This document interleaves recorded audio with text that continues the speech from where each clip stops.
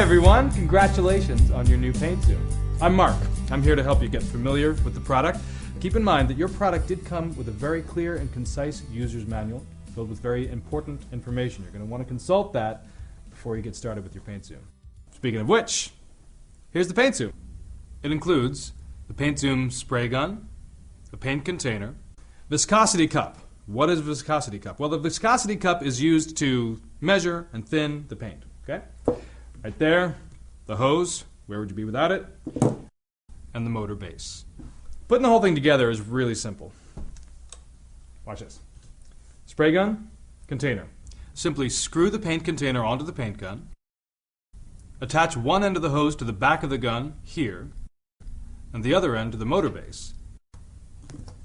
Plug it in, you're ready to go. Well, almost. First you have to prepare your space.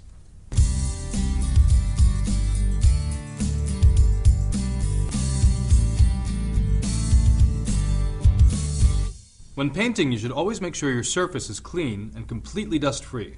This will ensure you the best possible result. Although your paint zoom will produce very little overspray and paint mist, we recommend you cover any surfaces you wish to remain paint-free with a drop cloth and tape off all moldings, outlets, window frames, etc.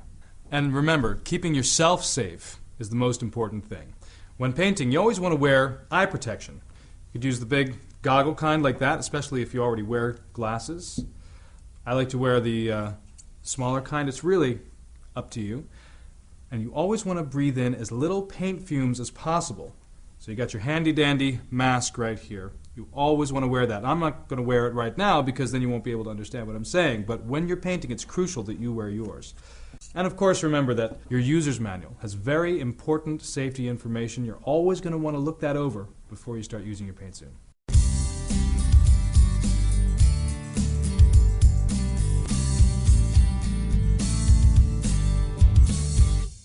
Once you've prepared your surface, it's time to prepare your paint. The first thing you have to do with your paint is test the viscosity. Viscosity just means how thick the paint is. To test the viscosity of the particular paint you're using, simply dip the viscosity measuring cup into the paint and time how long it takes for the paint to empty completely from the cup. Now, if it takes longer than the time indicated in your instruction manual for that cup to empty completely, you're going to want to thin your paint. For the Paint Zoom and the Paint Zoom Deluxe, the indicated time is 50 seconds. For the Paint Zoom Platinum, the indicated time is 90 seconds. So when you're diluting, you start with a 10% dilution. That means 10% water, 90% paint. You give it a stir, you test the viscosity again, just add more water as you need to. To thin the paint, simply place your finger over the spout in the viscosity cup, fill it with water, let it drain into your mixing container, and give it a stir. Repeat this process until the paint reaches the desired viscosity. The next thing you want to do is strain the paint. Because Paint Zoom is a motorized paint sprayer, you want to make sure your paint is as particle-free as possible so it doesn't clog or splatter. To strain, simply place your paint strainer over the mouth of your Paint Zoom container and then pour your thinned and measured paint through it. If you're using other materials like stain and varnish, you'll rarely need to thin, but you can also refer to the thinning chart in your user's manual for further information. You're probably going to want to do all of your paint preparation in a separate container from the one that came with your Paint Zoom. Something like one of these, simple bucket, something you can mark off how much paint you used, how much water you used, so you can repeat your process later. Also, if you find you need additional paint containers than the one that came with your Paint Zoom, you can order our 3 additional containers online at www.paintzoom.com. All paint is different. Different paint types need to be used for different jobs. For this reason, you should always read the paint can for instructions about that particular paint. Also, we recommend you test your paint by test spraying onto a sheet of cardboard or scrap wood. This will also give you a little practice working with the distance and flow rate of your paint before you take it to the job. When you're spraying something high up, such as the top of a wall or a ceiling, you should angle the suction tube towards the rear of the paint container. Similarly, if you're working on a lower surface, like the floor, you should angle the suction tube towards the front of the container. This will ensure you waste the least amount of paint possible. One of the things that makes Paint Zoom so spectacular is its versatility. You can do multiple different types of projects because of this spray pattern adjuster. It's got 3 positions: horizontal, vertical, spot jet. Now let me show you how this works.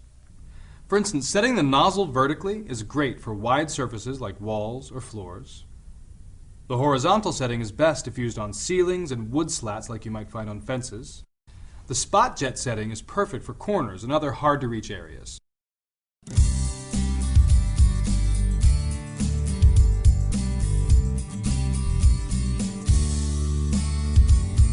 Here's some quick tips to help you paint like a pro. It's recommended that you always keep your paint zoom the same distance from the surface you're painting as you go along, and overlap your strips to avoid dead space. We suggest 8 to 10 inches is a good distance, and should give you the maximum paint width. Paint a thin coat first, wait a few minutes for it to dry, and then go over it with a thicker coat. This will result in a more smooth, even paint job. There should be very little movement in your wrist, otherwise the paint flow will be uneven. A technique most commonly used by professional painters is the crisscross technique. This just means spraying the paint in horizontal strips, then adjusting the air cap, and crossing over these strips with vertical strips. Always make sure your passes are smooth, and your speed should stay constant. This will make painting even a very large wall fast and easy. Right here in the back of your paint zoom gun, you got this nifty little dial. This adjusts the intensity of the paint flow from the gun. You turn it clockwise to decrease the paint flow. You turn it counterclockwise to increase the paint flow. If you're spraying closer to your surface, your paint flow needs to be lighter, and if you're farther away, you should increase the paint flow. This will give you maximum coverage.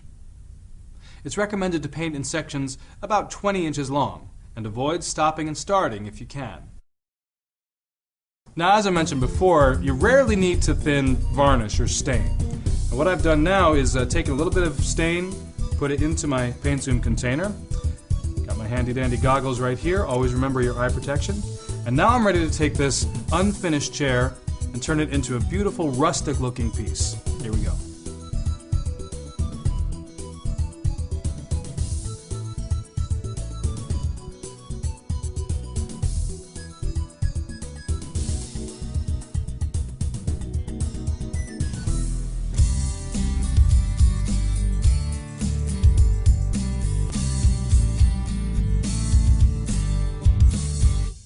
Keeping your paint zoom clean is very important for a professional looking paint job. A good clean gun will ensure that paint colors don't get mixed together and that the flow is smooth and even.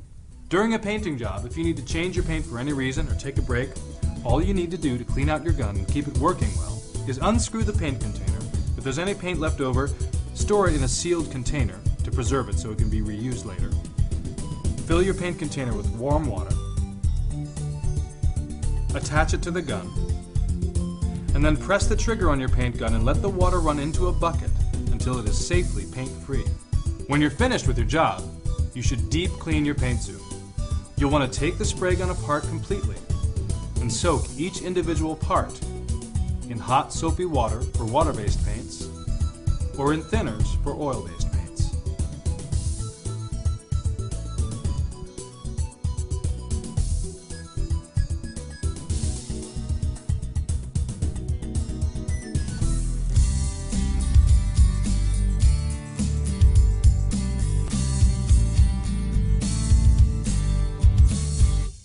While using your paint zoom, you may come across a few simple problems.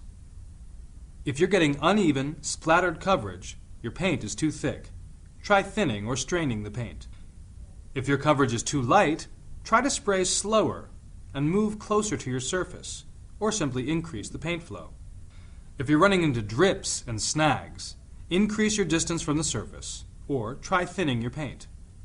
If you're ending up with orange peel, otherwise known as air bubbles, the surface temperature is too cold and there are air pockets in your paint.